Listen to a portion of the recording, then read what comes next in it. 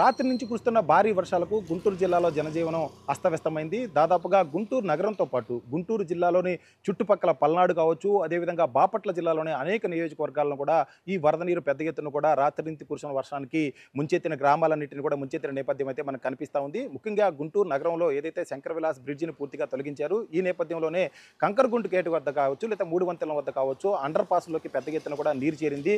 దీంతో ఈ నీటిని అంతటినీ కూడా ఉదయాన్నే అధికారులు అయితే అక్కడి నుంచి కూడా వాటన్నిటిని కూడా తోడటం అయితే ప్రారంభించారు. కానీ పూర్తి స్థాయిలో మధ్యాహ్నం వరకు కూడా ట్రాఫిక్ అయితే అస్తవ్యస్తంగా మారిపోయి పూర్తిగా కూడా కంట్రోల్ కాని నేపథ్యం అయితే కనిపిస్తూ ఉంది. మరొక వైపు ఎక్కడైతే గుంటూరు జిల్లాతో పాటు గుంటూరు జిల్లాలో మనకి ప్రధానమైన డివిజన్ తాడికొండ చుట్టుపక్కల ప్రాంతాలన్నింటిలోనూ కూడా వాగులు పెద్ద ఎత్తున కూడా పొంగి పొర్లుతూ ఉన్నాయి. గుంటూరు నుంచి తాడికొండ వెళ్ళడానికి లాం వద్ద ఇక్కడ మనకి కొండవీటి వాగు ఉంది. కొండవీటి వాగు వద్ద కూడా తెల్లవారుజాము నుంచి కూడా వరద ప్రవాహం ఒక్కసారిగా పెరిగిపోయింది. దీంతో వాహనాలన్నింటినీ కూడా పోలీసులు ఆపివేశారు. ఎవరిని కూడా ఇటు నుంచి ఇటువైపు రాకుండా కూడా కట్టుదిట్టమైన చర్యలు తీసుకున్న నేపథ్యం అయితే మనకి కొండవీటి వాగు వద్ద కనిపిస్తూ ఉంది. అదేవిధంగా మనకి పెదపరం వద్ద ఉన్న కొట్టేళ్ల వాగు కూడా పొంగి పొర్లుతూ ఉంది. ఈ నేపథ్యంలోనే అక్కడ కూడా వాహనాలన్నీ కూడా రాకుండా నిలిచిపోయాయి. మరొక వైపు పెదమద్దూరు ప్రాంతం, మనకి పెదమద్దూరు ప్రాంతంలో కూడా చాలా పెద్ద ఎత్తున కూడా వాగులన్నీ కూడా పొంగి పొర్లాయి. ఎందుకంటే ఎగువ నుంచి కురిసిన వర్షాలకి ఈ వరద నీరంతా కూడా కృష్ణానదిలోకి రిసీడ్ అవుతూ ఉంటుంది. కృష్ణానదిలోకి వెళ్ళాలంటే ఈ పెదమద్దూరు ప్రాంతం నుంచే వెళ్లాల్సి ఉంటుంది. కాబట్టి పెదమద్దూరు ప్రాంతం వద్ద వాగులన్నీ కూడా పొంగి పొర్లడంతో అటు టెంపుల్ అమరావతి కావచ్చు, ఇటు టెంపుల్ అమరావతి నుంచి రాజధానికి, అదేవిధంగా విజయవాడకు వెళ్లే వాహనాలని బస్సులను కూడా నిలిపివేశారు. ఇక మనకి గుంటూరు నుంచి సత్తెనపల్లి పల్నాడు జిల్లాలోకి వచ్చినట్టయితే పల్నాడు జిల్లాలో కూడా చాలా పెద్ద ఎత్తున కూడా వర్షపాతం నమోదైంది. నర్సరావుపేట, పిడుగురాళ్ల, అదేవిధంగా పెదకూరుపాటు నియోజకవర్గాలు, సత్తెనపల్లి నియోజకవర్గంలో కూడా భారీ వర్షపాతం నమోదు కావడంతో వాగుల్లో కూడా ఒక్కసారిగా నీరు పెద్ద ఎత్తున కూడా చేరింది. ఈ వాగుల్లో చేరిన నీరంతా కూడా చెరువుల్లో కూడా చేరడంతో చెరువులన్నీ కూడా పొంగిపొర్లాయి. ముఖ్యంగా మనకి పెదకూరుపాటు నియోజకవర్గంలోని దొడ్లేరు గ్రామం చూసుకున్నట్లయితే దొడ్లేరు చెరువులకి రాత్రి నుంచి కురిసిన వర్షానికి వరద నీరు భారీగా చేరింది. దీంతో వరద నీరంతా కూడా చెరువులో నుంచి పొంగి ఒక్కసారిగా ముస్లిం కాలనీలో కూడా ముంచెత్తిన నేపథ్యం ఉంది. ముస్లిం కాలనీలో దాదాపుగా 40 ఇళ్లన్నీ కూడా నీట మునిగాయి, నీరు చేరింది. దీంతో వస్తువులన్నీ కూడా పూర్తిగా తడిచిపోయాయి. అదేవిధంగా రైతులు నిల్వ చేసుకున్న ధాన్యం కూడా ఈ వరద నీరుకు పూర్తిగా తడిచిపోయిన నేపథ్యం ఉంది. వరద అంతకంతకు పెరుగుతుండటంతో ఒక్కసారిగా అక్కడున్న స్థానికులంతా కూడా అధికారులకి తమ వినతిని తెలియజేశారు. వరద పెరుగుతుంది, కాలనీలో భయాందోళనలు నెలకొని ఉందన్న నేపథ్యంలో అధికారులు కూడా ఒకసారిగా అప్రమత్తమయ్యి చెరువుకు గండి పెట్టారు కొద్దిసేపటి క్రితం. దాంతో చెరువులో నీరంతా కూడా బయటకు వెళ్ళిన నేపథ్యం అయితే కనిపిస్తుంది. మరొక వైపు మనకి అచ్చంపేట మండలం చూసుకున్నట్టయితే అచ్చంపేట మండలంలో పూర్తి స్థాయిలో అక్కడ మొత్తం కూడా వాగులన్నీ కూడా పొంగి పొర్లాయి. దీంతో సబ్స్టేషను, స్కూలు, అదేవిధంగా అక్కడ పరిసర ప్రాంతాలన్నీ కూడా పూర్తిగా నీట మునిగిపోయిన నేపథ్యం అయితే కనిపిస్తూ ఉంది. ఇక పల్నాడులోని రాజుపాలెం మండలంలో అనుపాలెం వద్ద కూడా చాలా పెద్ద ఎత్తున వరద నీరు లో లెవెల్ చప్టా మీద ప్రవహిస్తూ ఉంది. అక్కడ 5 అడుగుల మేర కూడా నీరు చేరడంతో ముఖ్యంగా సత్తెనపల్లి నుంచి మనం హైదరాబాద్కి వెళ్ళే ఏ మార్గం అయితే ఉందో ఆ మార్గంలో వాహనాలన్నింటినీ కూడా అధికారులు నిలిపివేశారు. పోలీసులు కూడా తగు భద్రతా చర్యలు అయితే తీసుకున్నారు. ముఖ్యంగా సత్తెనపల్లి వద్దే వాహనాలన్నింటినీ కూడా నిలిపివేసి సత్తెనపల్లి నుంచి మనకి నర్సరావుపేట, అదేవిధంగా పిడుగురాళ్ల మీద కూడా ఎన్రూట్ చేసి హైదరాబాద్ పంపిస్తున్న నేపథ్యం అయితే మనకు కనిపిస్తూ ఉంది. అయితే 11 గంటల తర్వాత వర్షం కొద్దిగా తగ్గుముఖం పట్టడంతో ఇప్పటికే సాధారణ పరిస్థితులు అయితే నెలకొంటున్నాయి. కానీ భారీ వర్షాలు కురిసే అవకాశం ఉందన్న వాతావరణ శాఖ అధికారుల హెచ్చరికలతో అధికారులంతా కూడా అప్రమత్తమయ్యారు. రెవెన్యూ యంత్రాంగంతో పాటు పోలీసులు కూడా ఆయా ఏదైతే లో లెవెల్ చప్టాల వద్ద వాగులు పొంగి పొరలిస్తున్నారో అక్కడ వాహనాలు కూడా రాకుండా కూడా పోలీసులు అయితే తగు జాగ్రత్తలు తీసుకుంటున్నారు. ఇప్పటికే ప్రమాద హెచ్చరిక బోర్డులను కూడా ఏర్పాటు చేస్తున్నారు. ప్రజలంతా కూడా అధికారులు సూచనలు పాటించాలని కోరుతున్న నేపథ్యం అయితే కనిపిస్తుంది. ఎందుకంటే వరదలు కనుక ఇంకా ఎక్కువైనట్టయితే అదేవిధంగా వరద నీరు పైన వర్షం కురుస్తుంది కాబట్టి ఆ వరద నీరంతా వాగుల ద్వారా కృష్ణానదిలోకి వెళ్ళిపోతూ ఉంది. కాబట్టి ఈ క్రమంలోనే వాగుల్లో లో లెవెల్ చప్టాల వద్ద వరద నీరు అంతకంతకు పెరిగిపోతూ ఉంది.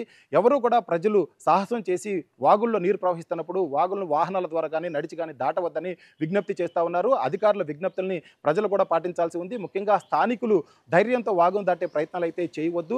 ఎందుకంటే సాధారణ పరిస్థితులు నెలకొంటున్నాయి కాబట్టి పూర్తి స్థాయిలో రాత్రికి ఈరోజు వరద మొత్తం కూడా తగ్గిపోయే అవకాశం కనిపిస్తూ ఉంది. మరొక వైపు భారీ వర్షాలు ఇంకా కురిసే అవకాశం ఉంది. 2-3 రోజుల పాటు భారీ వర్షాలు కూడా ఉంటాయని చెప్పేసి వాతావరణ శాఖ అధికారులు చెప్తున్న నేపథ్యంలో రెవెన్యూ యంత్రాంగం అంతా కూడా మనకి అప్రమత్తమైంది. అదేవిధంగా పోలీసుల సాయంతో ఎక్కడికక్కడ చర్యలు అయితే తీసుకుంటున్నారు. మరొక వైపు పంట నష్టం కూడా పూర్తిగా జరిగిందని చెప్పుకోవాలి.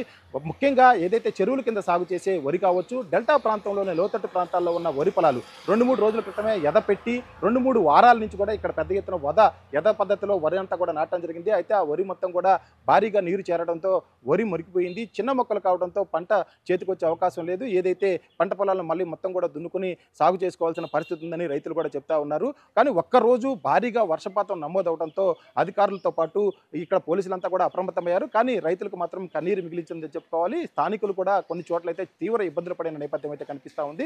మొత్తం మీద రాత్రి నుంచి కురిసిన భారీ వర్షం గుంటూరు, పల్నాడు జిల్లాల్లో చాలా పెద్ద ఎత్తున తీవ్ర సమస్యలను అయితే క్రియేట్ చేసిందని చెప్పుకోవాలి. ముఖ్యంగా మరొక వైపు చూసినట్లయితే మంగళగిరి డివిజన్లోని కొన్ని ప్రాంతాల్లో కూడా వరద నీరు చేరుకుంది. కాజా టోల్ గేట్ వద్ద కూడా అదే పరిస్థితి నెలకొన్న నేపథ్యం అయితే మనం చూస్తా ఉన్నాం.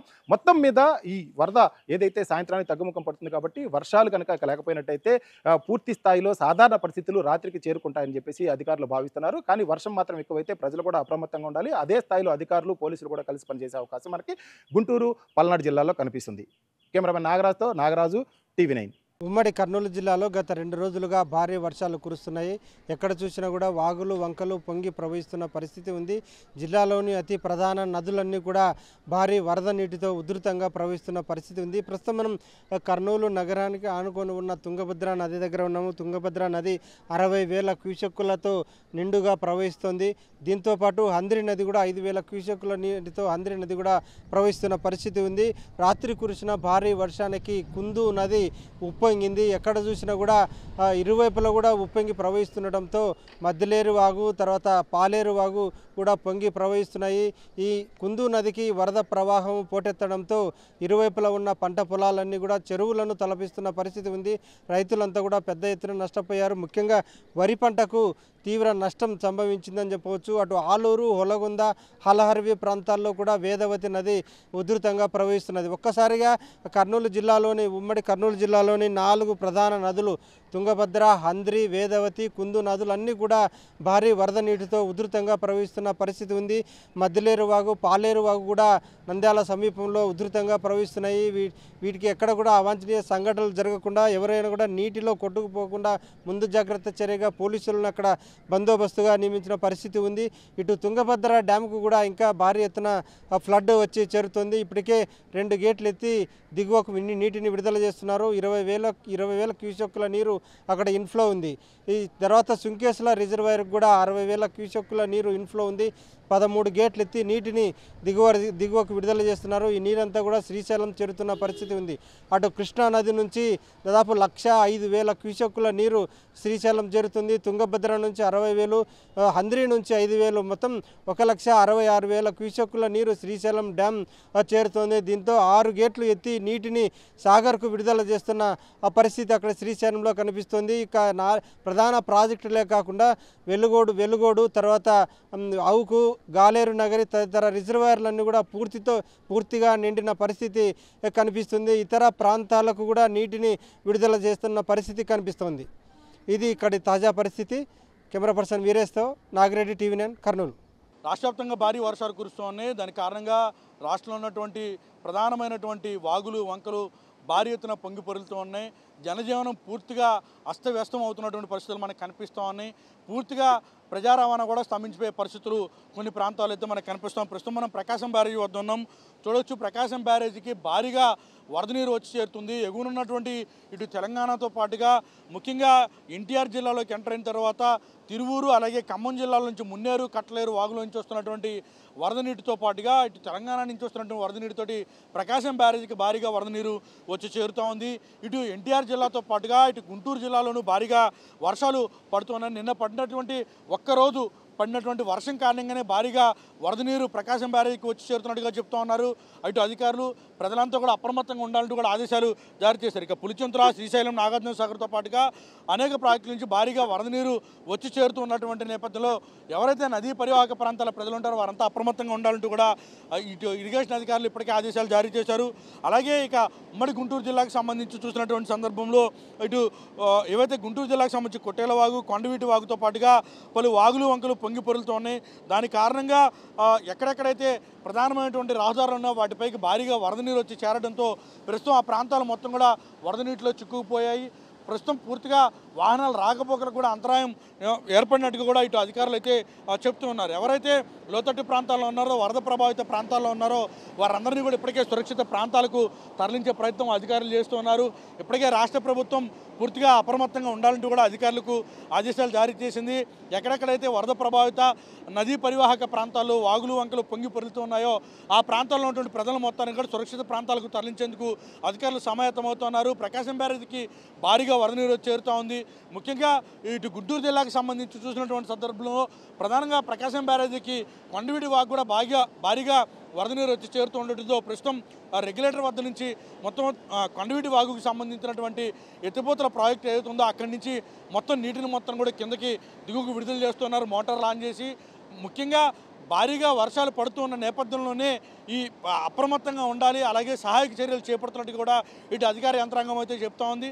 ఇటు కృష్ణా గుంటూరు జిల్లాలతో పాటుగా రాష్ట్ర వ్యాప్తంగా కూడా ఇదే రకమైనటువంటి పరిస్థితి ఉందని కూడా ప్రభుత్వం భావిస్తోంది. అందులో భాగంగానే అధికారులు నిరంతరం పర్యవేక్షణ చేయడంతో పాటుగా ఎప్పటికప్పుడు కంట్రోల్ రూమ్లు ఏర్పాటు చేసి ఎవరైతే వరద ప్రభావిత ప్రాంతాల్లో ఉన్నారో, నదీ పరివాహక ప్రాంతాల్లో ఉన్నారో, లంక ప్రాంతాల్లో ఉన్నారో వారిని మొత్తాన్ని కూడా సురక్షితమైనటువంటి ప్రాంతాలకు వెళ్ళడంతో పాటుగా వారందరినీ కూడా సురక్షిత ప్రాంతాలకు తరలిస్తున్నారు. ఇక విజయవాడకు సంబంధించి చూసిన సందర్భంలో బొడమేరుకు సంబంధించినటువంటి కెనాల్ పైన కూడా వరద నీరు వచ్చేటటువంటి అవకాశం ఉందన్న వార్తలు తెరపైకి వచ్చిన నేపథ్యంలో ఇరిగేషన్ అధికారులు కూడా ఇప్పటికే అప్పటికప్పుడు పరిస్థితిని మానిటర్ చేస్తున్నారు. ఒకవైపు ప్రకాశం బ్యారేజీకి 2.5 లక్షలకు పైగా క్యూసెక్ల వరద నీరు వచ్చి చేరుతుండటంతో ఒకవేళ బుడమేరు మీదుగా వచ్చేటటువంటి వరద నీటిని ప్రకాశం బ్యారేజ్లోకి మళ్లించడం సాధ్యం కాకపోతే దిగువకు విడుదల చేసేందుకు అధికారులు సమాయత్తం అవుతూ ఉన్నారు. గతంలో జరిగినటువంటి తప్పిదాలు లేదా ఎదురైనటువంటి ఉపద్రవాల దృష్ట్యా మరోసారి పునరావృతం కాకూడదని భావిస్తున్న ప్రభుత్వం ముందస్తుగానే అప్రమత్తమైంది. ఇప్పటికే ఆరెంజ్ అలర్ట్తో పాటుగా ఎల్లో అలర్ట్ జారీ చేసిన నేపథ్యంలో రాష్ట్ర వ్యాప్తంగా భారీగా వర్షాలు ఉంటాయంటూ చెప్పిన నేపథ్యంలో తక్షణమే ఇటు వరద సహాయక చర్యలను ప్రభుత్వం ప్రారంభించిందని మనం చెప్పాల్సి ఉంటుంది. కెమెరా పర్సన్ అశోక్తో వసంత్, టీవీ 9 విజయవాడ నుంచి.